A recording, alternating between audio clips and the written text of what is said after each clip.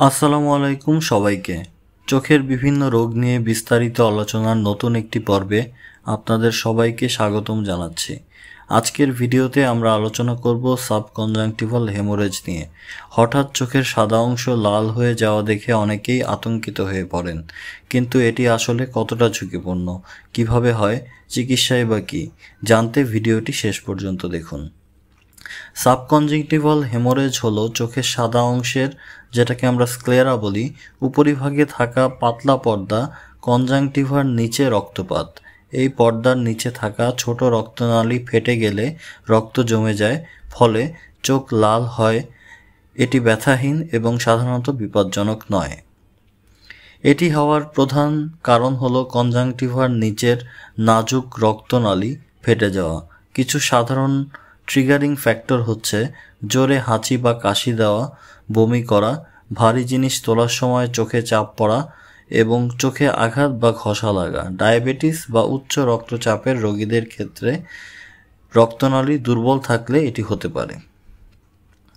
চোখের সাদা অংশে টকটকে লাল প্যাচ, চুলকানি বা ব্যথা সাধারণত থাকে না, দৃষ্টিশক্তিতে সমস্যা হয় না। যদি এর সাথে ব্যথা, দৃষ্টি ঝাপসা বা বারবার রক্তক্ষরণ হয়, তাহলে অবশ্যই চক্ষু বিশেষজ্ঞ দেখান। এটি অন্য কোনো গভীর সমস্যার লক্ষণ হতে পারে। 90% ক্ষেত্রে সপ্তাহে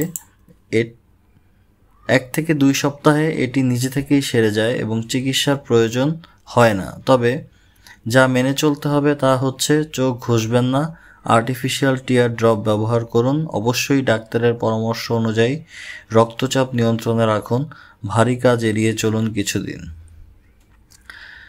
প্রতিরোধের উপায় নিয়ে আমরা একটু আলোচনা করে নিই। হাঁচি কাশির সময় মুখ ঢেকে রাখুন, চাপ কমাতে শ্বাস ধরে রাখবেন না। ডায়াবেটিস ও হাই ব্লাড প্রেশার নিয়ন্ত্রণে রাখুন, চোখে হাত দেওয়ার আগে হাত ধুয়ে নিন। চোখের যে কোনো সমস্যাকে অবহেলা করবেন না। সাবকনজাংটিভাল হেমোরেজ সাধারণ হলেও সতর্ক থাকুন। ভিডিওটি উপকারী লাগলে শেয়ার করুন, লাইক করুন, সাবস্ক্রাইব করুন এবং আমাদের সাথেই থাকুন। ভালো থাকুন, সুস্থ থাকুন। ধন্যবাদ সবাইকে।